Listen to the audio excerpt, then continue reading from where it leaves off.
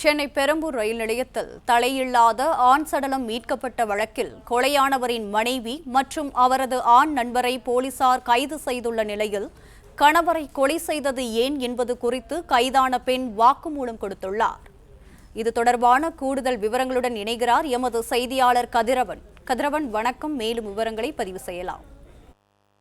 சென்னை பெரம்பூர் ரயில் நிலையத்துல கடந்த 5ஆம் தேதி அன்று நீல நிற சூட்கேஸ் ஒன்றுல உடலில் தலை, கை கால்கள் இல்லாமல் சடலம் ஒன்று கண்டுபிடிக்கப்பட்டது. சுமார் 40 வயது மதிக்கத்த நபரின் அந்த சடலத்தை கைப்பற்றி தனிப்படைகள் 8க்கும் மேற்பட்ட தனிப்படைகளை அமைத்து ரயில்வே போலீசாரும் அதே போல புளியந்தோப்பு துணையான தலைமையிலான ஒரு தனிப்படை போலீசாரும் விசாரணை மேற்கொண்டவர்கள் தான் தற்போது 2 நபர்கள் கைது செய்யப்பட்டார்கள்.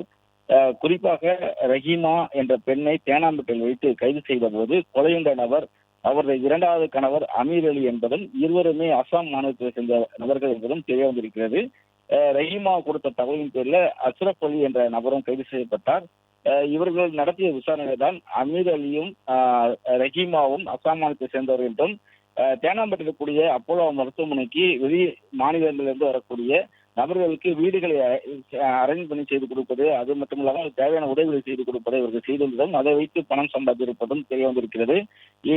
அமீர் அலிக்கு ரஹீமாவிட பல பெண்களோட தொடர்பு இருந்ததும் அது குறித்து கேட்ட போது 2 பேருக்குள்ள தகராறு ஏற்பட்டு ரஹீமாவுடைய முதல் கணவரை பற்றிய அவதூறாகவும் அந்த வாழ்க்கையை பற்றி அவர் பேசி அடித்து துன்புறுத்தியதாகவும் அதனால் அவரை கொலை செய்ய முடிவு செய்து அவருக்கு மயக்க நிலையில் இருந்த போது அவரது தலை, கை கால்கள் மட்டும் இல்லாமல் ஆணுறுப்பையும் சேர்த்து அறுத்து தனித்தனியாக அந்த உறுப்புகளை வீசியதும் ரயிலில் தண்டவாளத்தை வீசுவதற்காக இந்த டிராலி மூலமாக எடுத்து வரும்போது அங்கு பொதுமக்கள் அதிகம் இருப்பதை பார்த்து ஓரமாக வைத்து விட்டு சென்றதாகவும் தெரிவிக்கப்பட்டிருக்கிறது.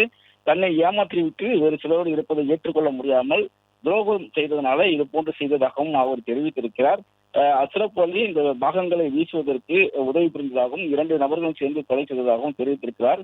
மொழி பிரச்சனை காரணமாக அவரிடம் இந்த டிரான்ஸ்லேட்டரை வச்சு அவரிடம் விசாரணை நடத்தி வருவதாகவும் கிண்டி காவல் நிலையத்தில் வைத்து விசாரணையானது நடைபெற்று வருவதாகவும் தெரிவிக்கப்பட்டிருக்கிறது. தொடர் விசாரணைக்கு பின்பு முழுமையான விவரங்கள் வெளியிடப்படும் என்றும் தெரிவிக்கப்பட்டிருக்கிறது. தனக்கு துரோகம் செய்த 2வது கணவரை தெரிந்த நபருடன் சேர்ந்து வெட்டி கொலை செய்ததாகவும் அவர் தெரிவித்திருக்கிறார். தொடர்ச்சியான விசாரணை நடைபெற்று வருவதாகவும் காவல்துறை தரப்பில் தெரிவிக்கப்பட்டிருக்கிறது. பிளே ஸ்டோர் மற்றும் ஆப் ஸ்டோரில் இருந்து பாலிமர் செயலியை QR கோடு மூலம் பதிவிறக்கம் செய்யுங்கள். செய்திகளை உடனுக்குடன் பெறுங்கள்.